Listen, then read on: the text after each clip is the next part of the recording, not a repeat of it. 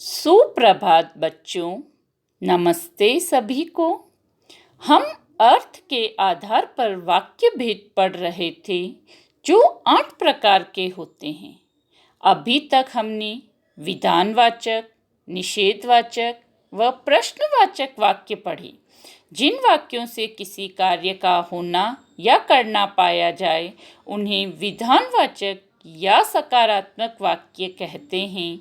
जैसे सूर्य पूर्व में उदय होता है, छात्र पुस्तक पढ़ता है। इन्हीं सकारात्मक वाक्यों में नहीं, न, मत आदि लगाकर निषेधवाचक वाक्य बनाए जाते हैं। जैसे छात्र पुस्तक नहीं पढ़ता है, उसने यह कार्य नहीं किया है। और जिन वाक्यों में प्रश्न पूछने के भाव का बोध होता है वे प्रश्नवाचक वाक्य कहलाते हैं। अर्थ की दृष्टि से वाक्य का अगला भेद है इच्छावाचक वाक्य। वक्ता बोलने वाले की इच्छा अथवा आशीर्वाद को व्यक्त करने वाले वाक्य इच्छावाचक वाक्य कहलाते हैं।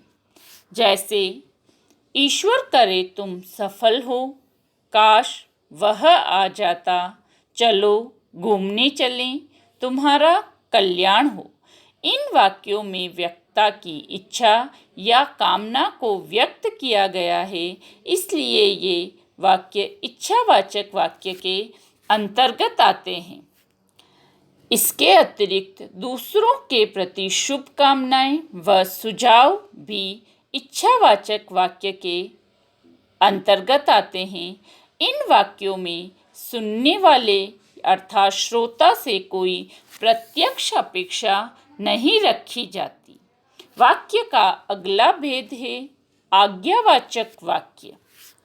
जिन वाक्यों में आज्ञा, निर्देश, प्रार्थना अथवा विनय आदि का भाव प्रकट होता है उन्हें आज्ञावाचक वाक्य कहते हैं।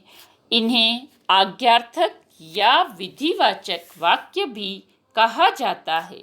जैसे कृपया पूरे वाक्य में उत्तर लिखिए, आप जा सकते हैं, आप चुपचाप बैठे रहिए, राघव तुम बैठकर पढ़ो। इनमें से पहले वाक्य में कृपया पूरे वाक्य में उत्तर लिखिए में विनय का भाव प्रकट हुआ है।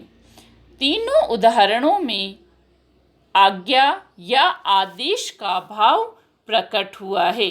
वाक्य का अगला भेद है संकेतवाचक वाक्य। इन वाक्यों में किसी न किसी शर्त की पूर्ति का विधान होता है तथा एक क्रिया का होना दूसरी क्रिया के होने पर निर्भर होता है। इन्हें संकेतवाचक वाक्य कहते हैं। ये वाक्य किसी न किसी शर्त पर आधारित होते हैं, इसलिए इन्हें शर्तवाची वाक्य भी कहा जाता है। जैसे यदि वर्षा होती तो फसल अच्छी होती।